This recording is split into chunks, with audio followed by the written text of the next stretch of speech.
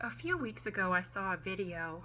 It was a young man and a young woman, and it was flipping back and forth between the two, and they were talking about sex. And she was very experienced, and he was inexperienced.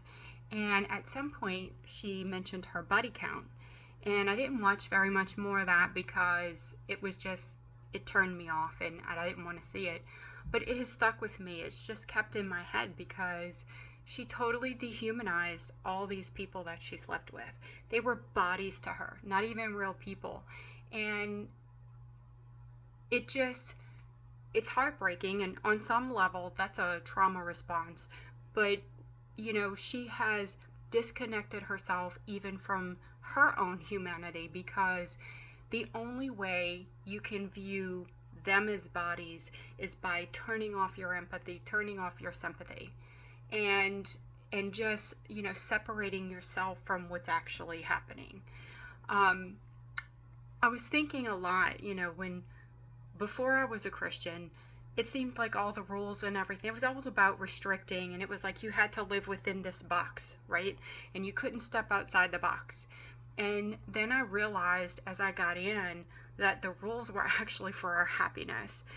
I want to read a sentence because there have been a series of studies that have shown that Christian women have better sexual experiences than non-Christian women. There have been a couple that have argued against that, but under a certain circumstance, like the one was for undergraduate women. Well, these were not married women, right, necessarily. So I'm going to read this summary. I had Grok do a summary for me. So this is a summary of those studies. It says these studies highlight a pattern.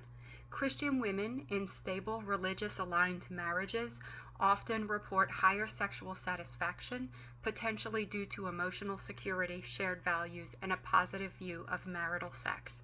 However, the picture shifts for unmarried or less relationally stable religious women where guilt or restrictive attitudes can lower satisfaction.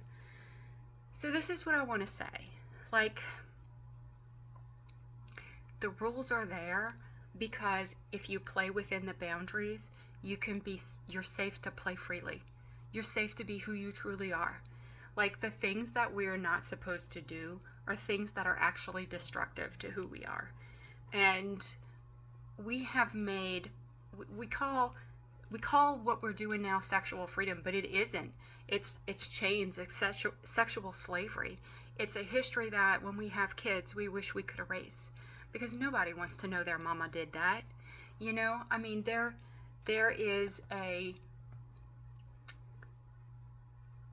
There's a freedom that comes when you are living optimally, when you're making good decisions and you know that what you're doing is the right thing to do.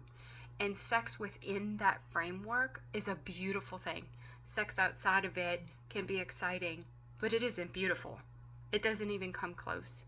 And when something is beautiful and true and good, it is satisfying on a level that nothing else can even come close to.